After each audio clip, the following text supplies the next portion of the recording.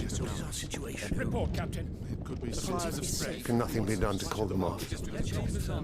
I regret not, Your Radiance. The Dragoons answer to none but His Imperial Highness. The Council is powerless to intervene. We're hearing reports of rebel Madness is this, Dion. throughout the neighboring districts.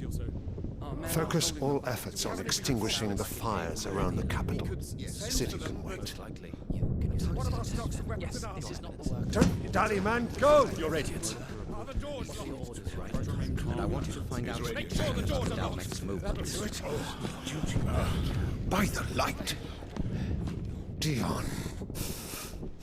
Have you taken leave of your senses? Call off the Dragoons at once. Fear not. The populace will come to no harm at their hands.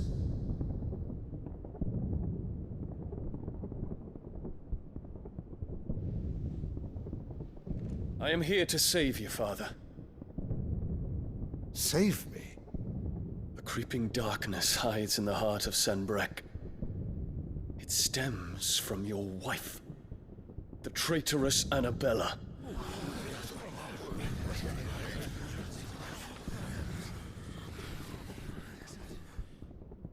Not another word, Dion.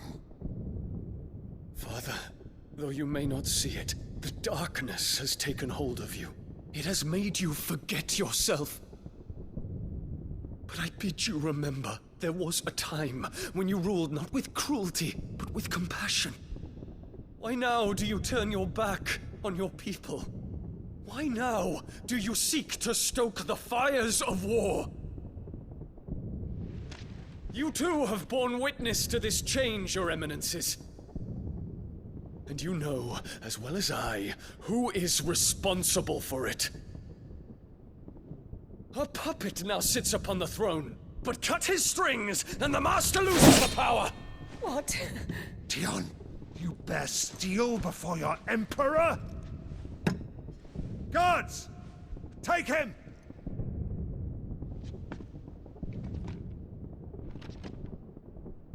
For every citizen who falls, another can be bred. For every home that burns, another can be built. Those were your words.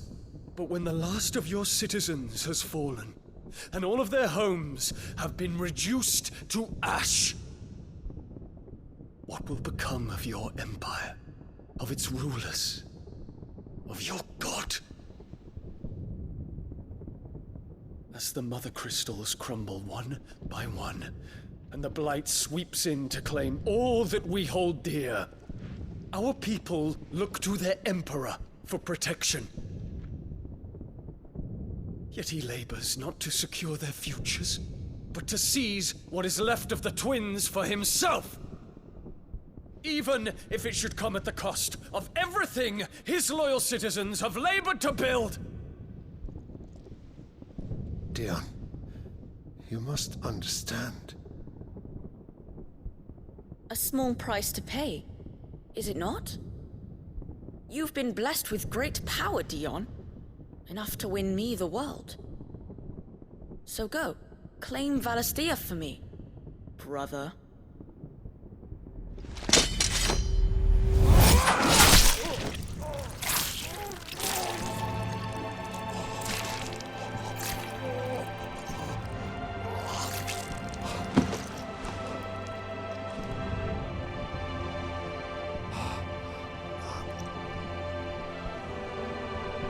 Dion.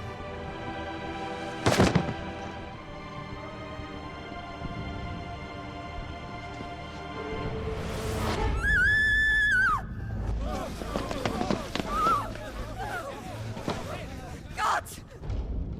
Gods! Father. Poor father. How he doted on his children. That he would die to protect me was plain. It was but a matter of when. You planned this? You did well to endure so long. But you broke in the end, as I knew you would. And now Muthos approaches. Put him to the proof. I would see if he breaks. Go, Bahamut. Kinslayer.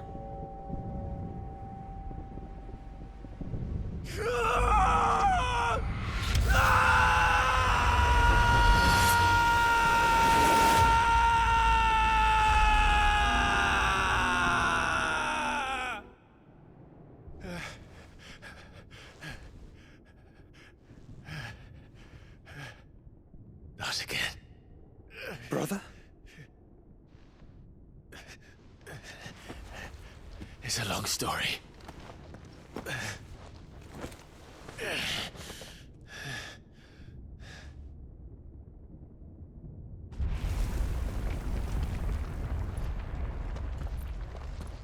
You cannot stay here, Mother. Come. Take my hand.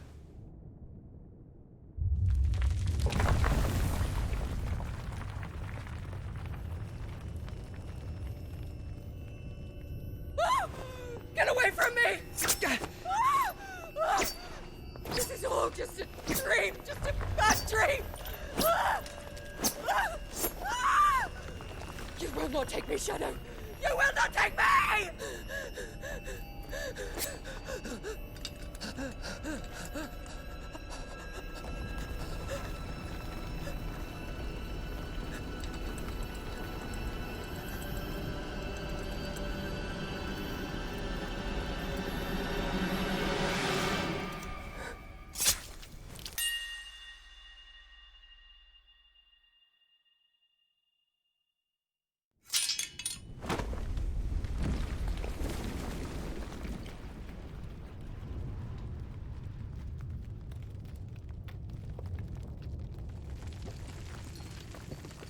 Mother.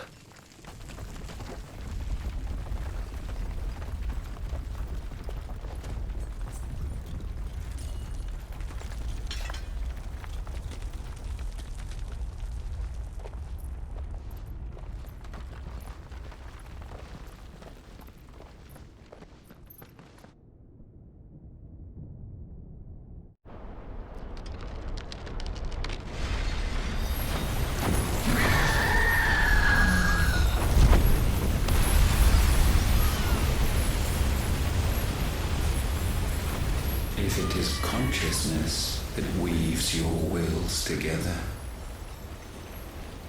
consciousness that blurs the boundary between your own will and that of others, then we shall set you apart once more. The ties that bind you shall be severed, and humanity return to its proper place.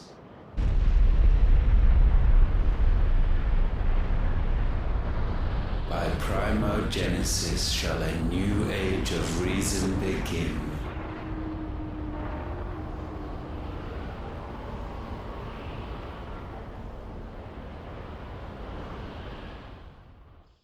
Relax, Your Majesty.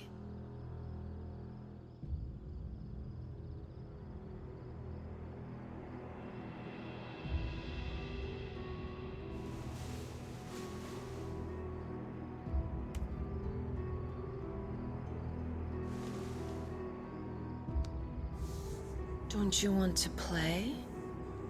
It's been a long time. If that is your wish. Men, you are as meek as all the others.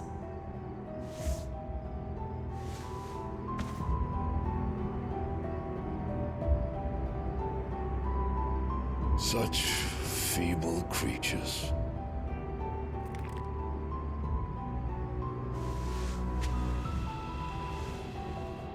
Gifted the power of icons, yet slaves to fickle emotions which usher you to your doom.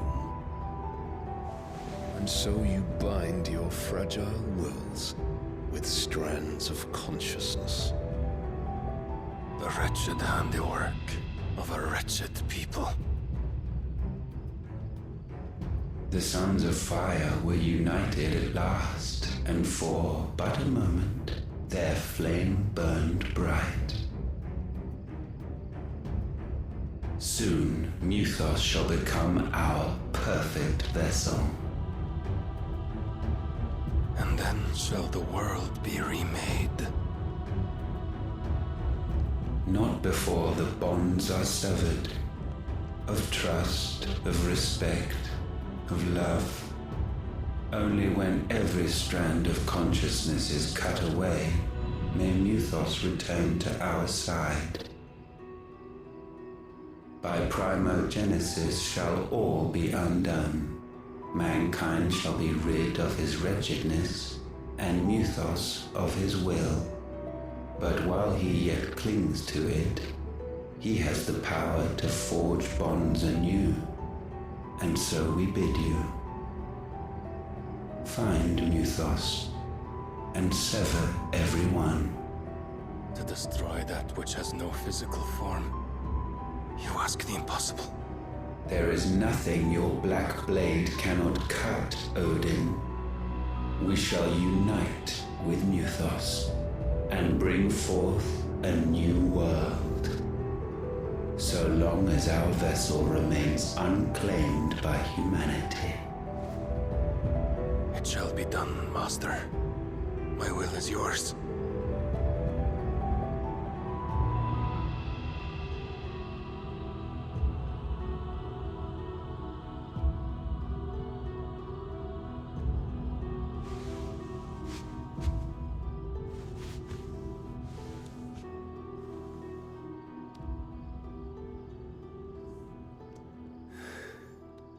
Mother.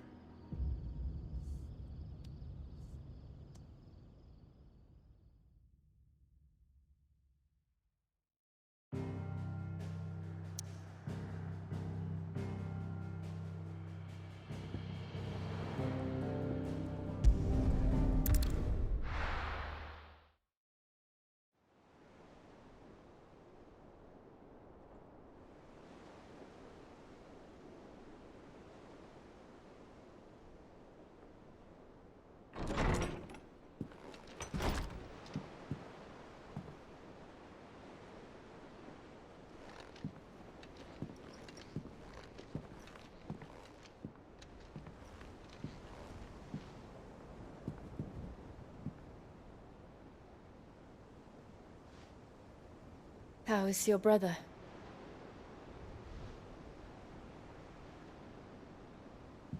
Asleep since I returned from the Dominion.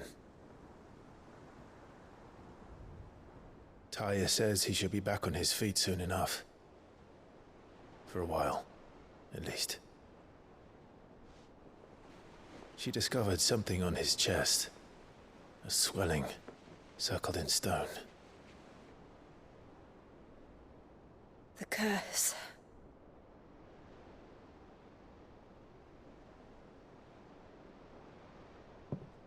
For every mountain we climb, another rises up to greet us, doesn't it?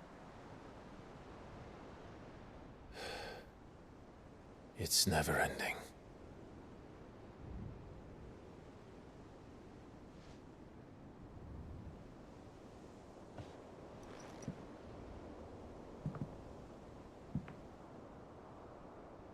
Even the sky seems to have grown tired of it all.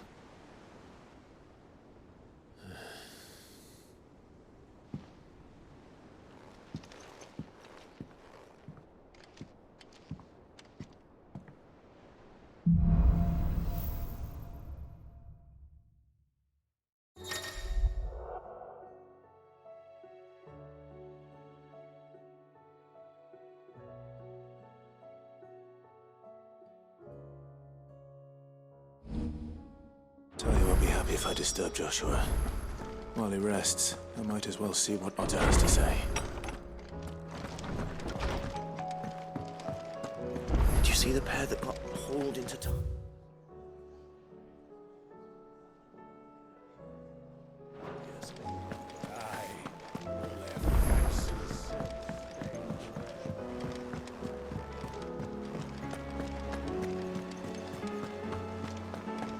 Did you see that?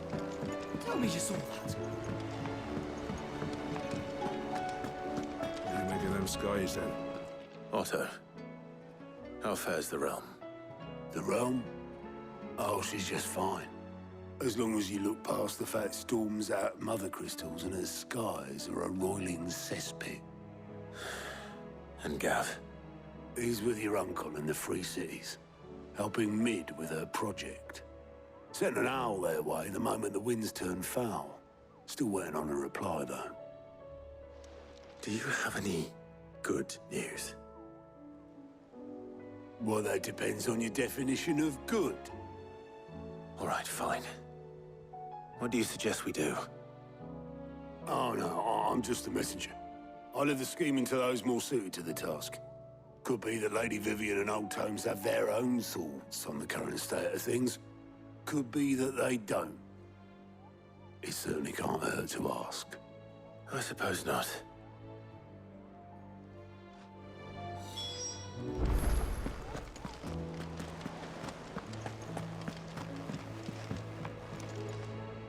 How is it that every one of your little excursions presages some inexplicable catastrophe? Not that you are to blame for the Dominion's fate. No one could have predicted the actions of the Crown Prince. I'm sorry I couldn't save your home. My countrymen are stronger than you think. A few toppled clock towers won't break their spirits. They'll be back on their feet in no time. I hope so. Look at us. Bluer than a pair of bog crabs. Tempting though it may be, sulking will not help us find a solution to this mess. You believe there's one to be found? I don't know. But I am certain we're more likely to find it if we first examine the facts.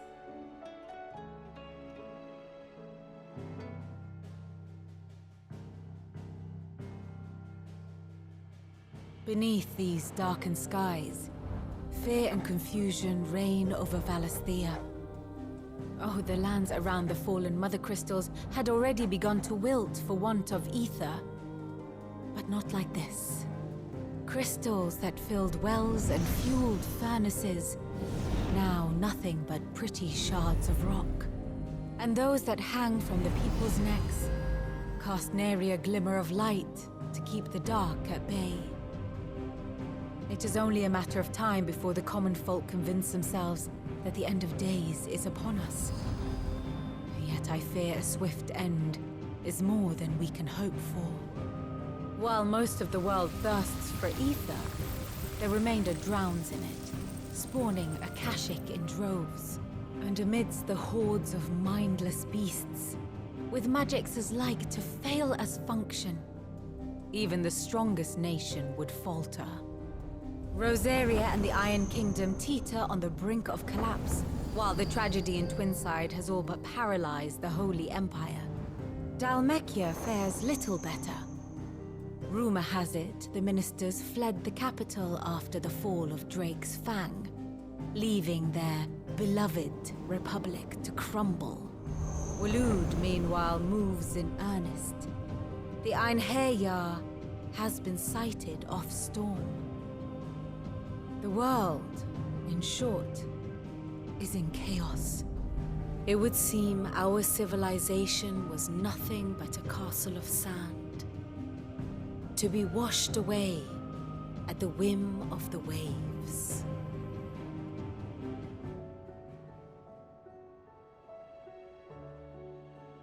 A castle of sand. Not my best flourish, but it seemed fitting. The reports I've received are considerably more blunt in their appraisal. Without the protection of their nations, it will fall to the people to defend themselves against those who would take what is theirs. Which is only ever going to end one way. Defending a farmhouse against a band of chocobo thieves is one thing, but pitchforks and palisades will do little to stall an army's advance. Should the King of Waloed deign to invade, there would be none to stop him. None but us.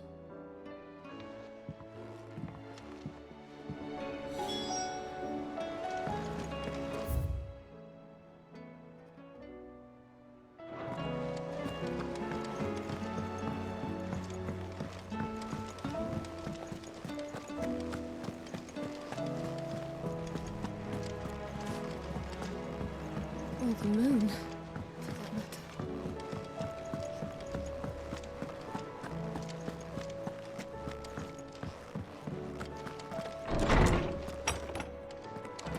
Is a storm coming soon? Will there be thunder? Let me guess. You're here about the skies. Is there anything you don't know, Lawsman? It doesn't take a court astrologer to augur the obvious. As for what has disturbed the heavens, that, I believe, is a question the Fallen might be better placed to answer than I. And on the 6th day did the gods tear the sun from the firmament, visiting darkness upon their prideful sons and daughters. But I dare say you remember your childhood lessons on the sins of Zemeckis only too well. You think they're connected? That Ultima was one of the gods responsible? Well, he has certainly exhibited powers that we mortals would associate with the divine. There is nothing divine about him. But he wouldn't be the first god of whom that could be said, now would he? Yet for all the fairy tales that tell of the sins, there is almost nothing in the way of actual historical accounts. Had I the Journal of Moss the Chronicler, I may have been able to tell you more, but alas, I fear all remaining copies have been lost to time. You will forgive me, I hope? Certainly not. Because there is nothing to forgive. Even without this journal, you've provided us ample wisdom. And we will always be grateful for it. Perhaps Otto will be more inclined to share his thoughts when he hears what the others had to say.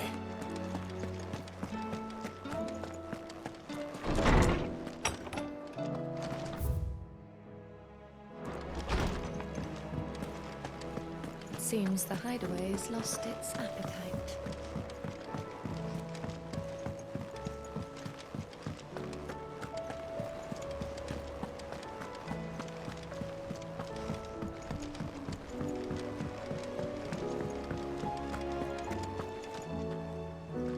Clive, we have a problem. Only one. That would be a first.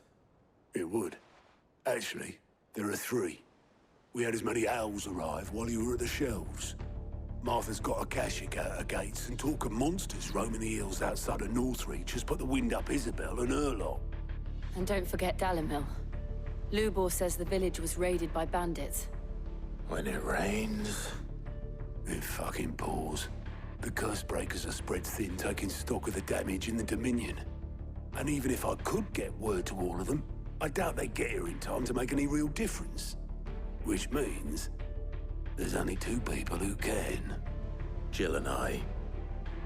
Let them know we're on our way.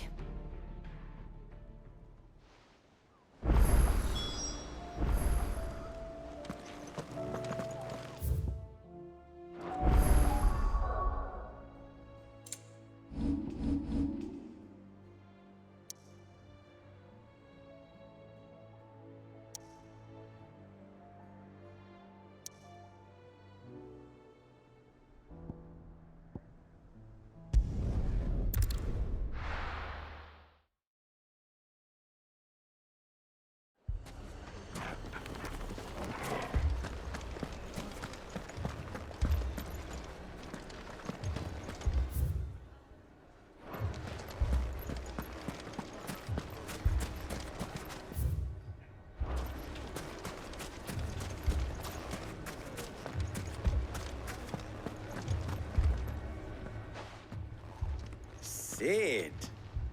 Your new companion appears much more formidable than your uncle. Should I be worried? You haven't been introduced. Jill, Clive has told me much about you. All lies, I'm sure. Your Stolas said that Dalimil has a bandit problem. Indeed. Although, you're a little late. They left with our food and guild days ago. Any idea where they went? The desert's a big place. Your guess is as good as mine. But the fact is, I have more immediate concerns. What did you say to me? What did you say? Ah, as if by magic. Let's just say we've yet to reach a consensus about how to solve Dalimil's little problem. And at this rate, it won't be the actions of the bandits which prove to be our undoing. It will be our own.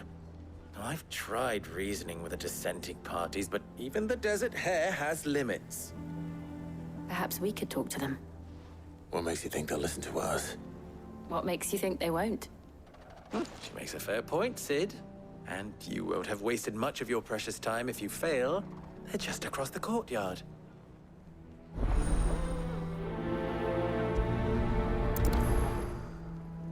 Suppose we just follow the shouting. Fucking thieving bastards!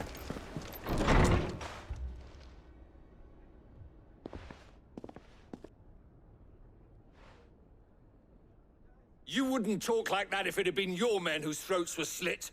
Blood for blood, it's the only way. We hire mercenaries and have them mount the bandits' heads on our walls as a lesson to the rest. And what happens when those mercenaries are slaughtered like your men? Are you going to hire more? We're better off using that coin to buy food and supplies. If we hire mercenaries, the only thing we're buying is the bandits' ire. And you cannot fill empty bellies with that. Do you hear me? But what happens when they come back? Maybe it'll be your throat that's slit. That's enough. Both of you. Any more of this and I'll throw you out myself. Come back when you're ready to talk like adults.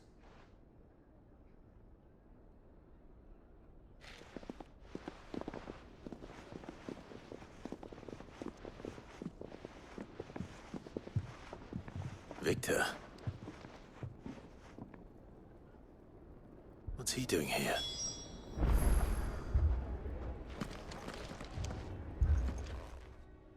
Sid. And Lady Jill. What brings you here?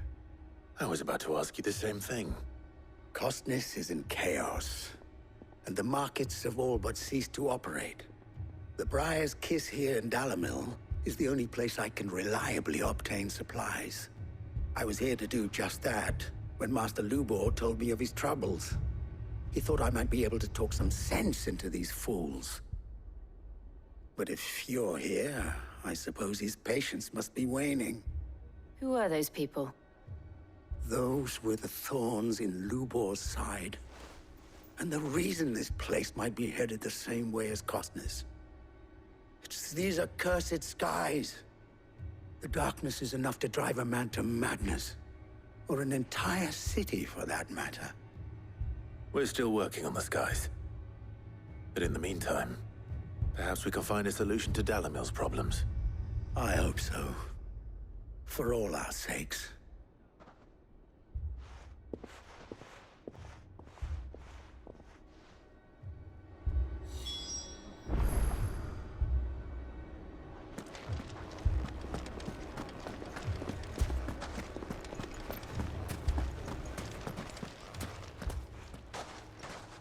So, you see my predicament?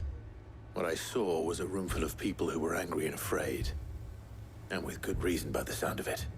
But if left to smolder, that anger and fear could set the entire town alight. My thoughts exactly. What to do? Both sides wish to protect their homes and livelihoods, if only they could agree on how. But as long as they are divided, we are vulnerable. And if there's one thing bandits like, it's an easy target. What would Sid the Outlaw suggest? Well, if it were my namesake, he'd let them choose for themselves, and be on hand to pick up the pieces when it all went wrong. That sounds like a recipe for disaster. A recipe for disaster is precisely what it is. But perhaps that realization would be enough to make them question the ingredients. While it's plain neither Conrad nor Natalie will countenance the other's proposal, it may still be possible to make them doubt their own. Before presenting them with a third option. And that would be? To pool our resources and save the city ourselves. Why fight each other? When all that fear and anger can be directed at the bandits. It appears we have a plan of action. Victor, pay Conrad a visit. See if you can't convince him of his folly. I'll speak with Natalie. As you wish. Your faces are not well known in this town. That may prove useful. Don't worry, Victor and I will do most of the talking. You need only play along. Play along? What he means to say is yes.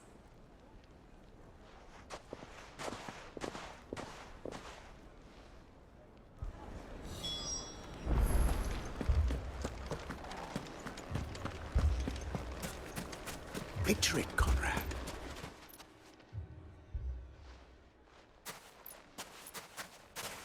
Ah, here she is. The Lady of the Spear herself. Conrad, may I introduce you to Jane, commander of the Red Wings, the oldest mercenary guild in the Free Cities. A pleasure, my lady. The pleasure is all mine. As I told you, I summoned the commander here from Canberra to inquire about a contract. Victor says you told him no. That there aren't any men left to hire. Is that true? True as the crystals cracked. Nobles came and claimed every last one worth his salt. And not just from us Red Wings. You know of the 7 high houses. There must be 2 swords assigned each one. Granted, we have a few boys left. If it's boys you're looking for. Well, Conrad, are you saying that Dalamil's finest cannot defend this town better than a gaggle of unblooded striplings? That a band of beardless youths could better avenge the deaths of your brave men than you yourselves? Absolutely not. We'll show those bastards who they're dealing with.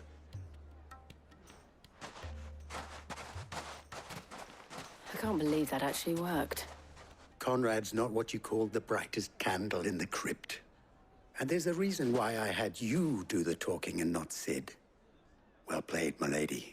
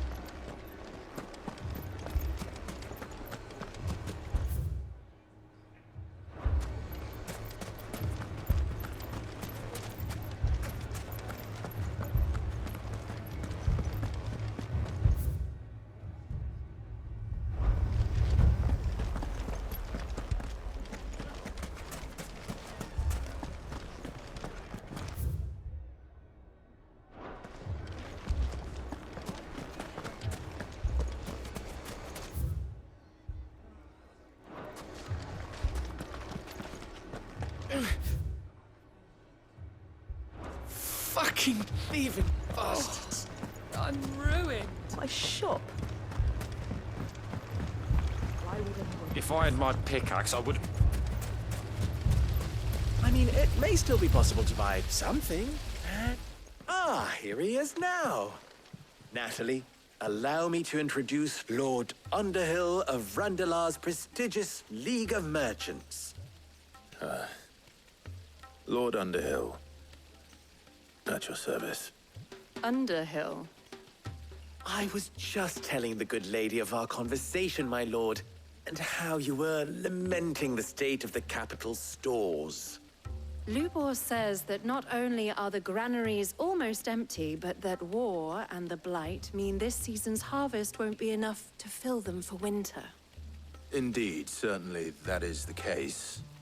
The nobles in the capital are buying up the city's stocks of barley and wine, driving the prices higher than most commoners can afford.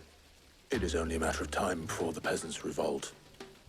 It is worse than I thought. If what Lord Underhill says is true, I fear we have little hope of supplementing our stores meager though they regrettably are. And while I applaud your endeavors to dissuade our more bellicose citizens from seeking vengeance, I sense Conrad is not wrong in his assessment of the bandits' likely return. Which means that now, more than ever, we will need to secure what little we still have. Food, weapons, herbs, everything. If our humble town is to endure not only this hardship, but those that are certain to follow, we must stand united. All right. If it will help to protect my home, I'll do it.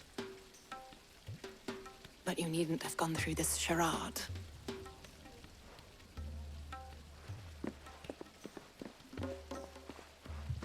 Thank you, Clive. Your performance was nothing if not workmanlike. She saw right through it. I didn't say it was good, merely that it produced the desired effect. Now, my scouts should be returning shortly. Meet me back at the Briar's Kiss, and we shall see what we face.